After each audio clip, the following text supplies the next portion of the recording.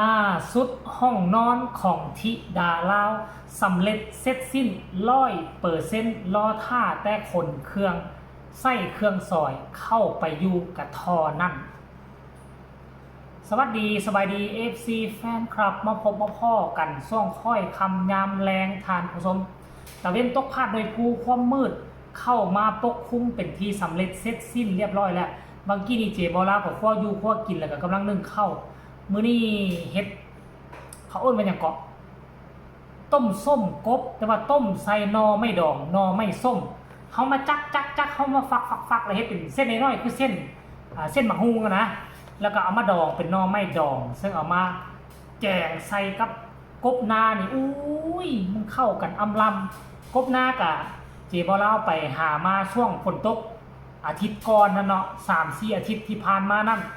ก็ได้มา30ปลายโตเลยเอามาปล่อยใส่กับบอกบเลี้ยงเฮายังเหลือ10ปลายโต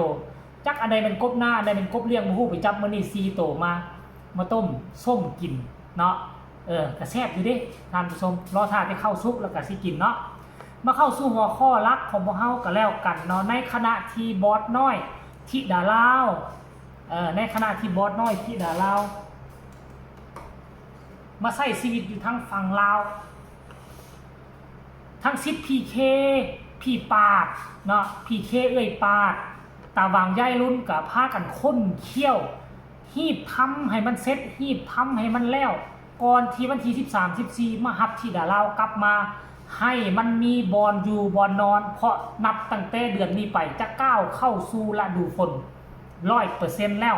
เพราะฉะนั้นต้องบ้านต้องเฮ็ดให้มันแล้วก่อนหมู่แต่ปรากฏว่าพวกเจ้าฮู้บ่ห้องพอผู้ธิดาลาวปาดห้องยายรุ่นตาวังห้องซิพีเคแม่เจี๊ยบ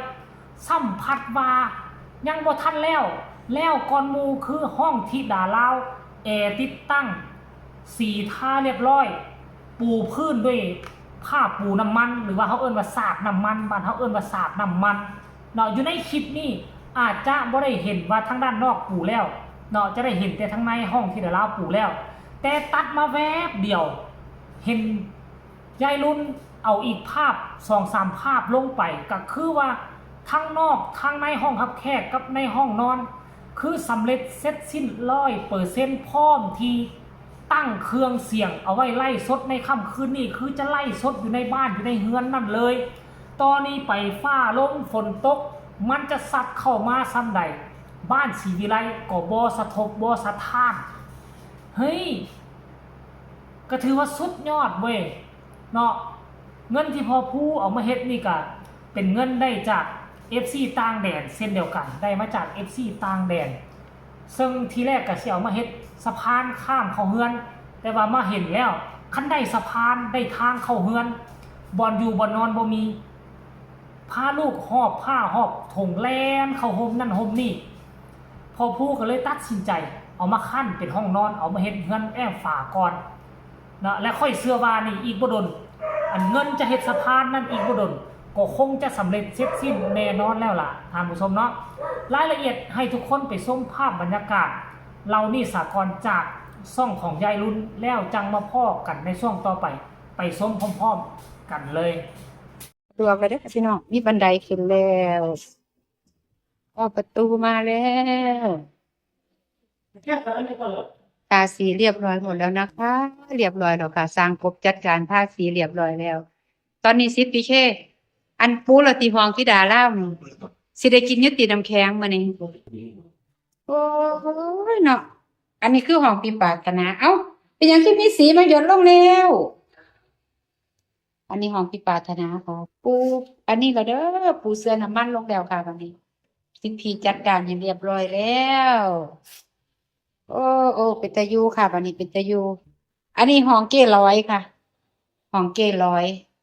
สิพีก็จัดการให้แล้วจังว่าย้ายถามว่าสิได้กินอยู่บ่น้ำแข็งเฮาว่าซั่นบ่คือดอกว่าซั่นสิพีว่าเก้ร้อยเก้ร้อยได้ยินบ่สิพีเว้าแล้วเด้อ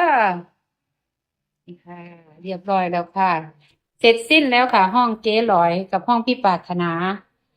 เรียบร้อยแล้วค่ะวันนี้ก็สิเหลือห้องสิพีห้องยายห้องพ่อปู่แม่พึ่งเนาะค่ะเนาะกับปีมังกร ก็สิเรียบร้อยกันสิได้เอาเตียงออกมาเอาตัวออกมาอีกล่ะเฮาหลายบ่ถูพื้นเลยสิลูกนี่ ปูเลยบ่ข้างในเฮาบ่ถูกันเลย เอาตามสบาย อยู่กันง่ายๆค่ะพี่น้องนี่เอาเรียบร้อยแล้วค่ะ สีก็เสร็จแล้ว เก็บเรียบร้อยแล้วค่ะ สวยงามแล้วเหลือแต่ปูอันเสื้อน้ำมันแล้วก็สิตีบัวอ้อมก็เป็นอันว่าเสร็จสิ้นนะคะเนาะเดี๋ยวตอนเสร็จมาดูอีกที่หนึ่งค่ะ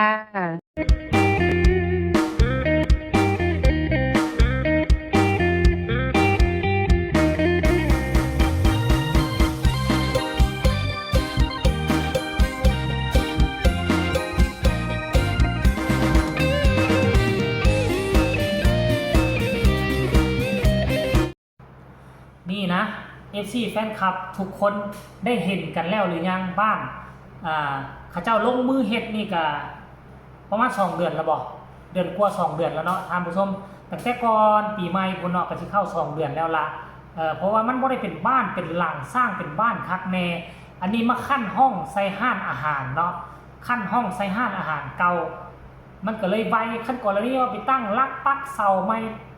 รอเสาทอกเสาใหม่โอ้ยก็คงบ่ทันแล้วล่ะดอกเนาะก็คงจะใช้เวลาครึ่งปีพุ่นแหละแต่ว่าอันนี้มันโครงสร้างเล็กเสริมเสริมอีหยังก็เขาเอิ้นมันน่ะแผ่นอีหยังเนาะเดี๋ยวเฮ็ดเพดานแม่นบ่แล้วก็มาโป้สีใส่แต่ว่าเฮาเบิ่งบ่ออกดอกเบิ่งก็คล้ายๆคือเขาเอาอิฐเอาปูนมาก่อนั่นแหละเนาะอันนี้เฮ็ดพอซ้ำซ่าซื่อๆดอกอีกปี2 ปีถ้าลูกสาวธิดาลาวโด่งดังขึ้นกว่านี้มาลงมาลัยมีงานหลายกว่านี้ก็คงจะหาบอนใหม่ปุ๊กที่มันดีได้มาตรฐานกว่านี้อันนี้เฮามีซัมนี่ก็พากันอยู่ซัมนี่สากลเนาะก็ดีใจนำพ่อผู้แม่เพิ่งก็แล้วกันท่านผู้ชมเอ้ยเนาะมีห้องนอนให้นอนแบบสบายอกสบายใจบ่จำเป็นต้องกางมุ้งนอนใต้กล้องต้นไม้เวลาฟ้าลมฝนตกคันนี้บ่ทันก็งาไม้ตกใส่อันตรายหลายทุกคนเอ้ยอันนี้แหละคนที่มาอยู่นำกันมีแต่คอยก่อร่างสร้างโตนำกันไปหน้าคันคนที่ดวงบ่เข้ากันมาก็มีสิมาเกาะมาจองกันดึงอันนี้ก็ถือว่าดวงเข้ากันที่ดาราก็พอผู้แม่เพิ่งท่านผู้ชมแล้วซ้ำบ่นำนี้ฐาน FC แฟนคลับสนับสนุนรักบ่ว่าจะเป็น FC ต่างแดนอยู่ทั้งพ่อแม่ของพ่อผู้ทั้งต่างประเทศบ่ว่าจะเป็นแม่จอยบ่ว่าจะเป็นคุณลุงสมุทรปราการบ่ว่าจะเป็นหลายคนที่ยังบ่ทันเอ่ยชื่อเอ่ยนามก็ขอให้รับรู้นำกันเนาะทุกสิ่งทุกอย่างที่มีมามื้อนี้นั่นก็ล้วนแล้วแต่เป็น FC แฟนคลับเนาะบ่ว่าจะเป็นของ FC แฟนคลับลูกสาวบ่ว่าจะเป็น FC แฟนคลับของพ่อผู้ศรีวิไลร่วมแห้งร่วมใจจึงสามารถก่อร่างสร้างตัวก็ขอให้โด่งให้ดังให้ปังกว่านี้เนาะปังกว่านี้เพื่ออนาคตภายภาคหน้าจะได้ตอบบุญแทนคุณพ่อผู้แม่เพิ่งจะได้เลี้ยงดูพ่อแม่พ่อเฒ่าแม่เฒ่าทั้งฝั่งลาวพี่แล้วกันเนาะเอาสำหรับคลิปนี้ก็บ่เว้าหลายใหญ่ห่างขอฝากฟังเอาไว้ซ้ำนี้ก็แล้วกันท่านผู้ชมเนาะให้มีคำคิดคำเห็นให้กดไลค์กดแชร์กดติดตามที่สำคัญอย่ากดข้ามโฆษณาก็แล้วกันสบายดี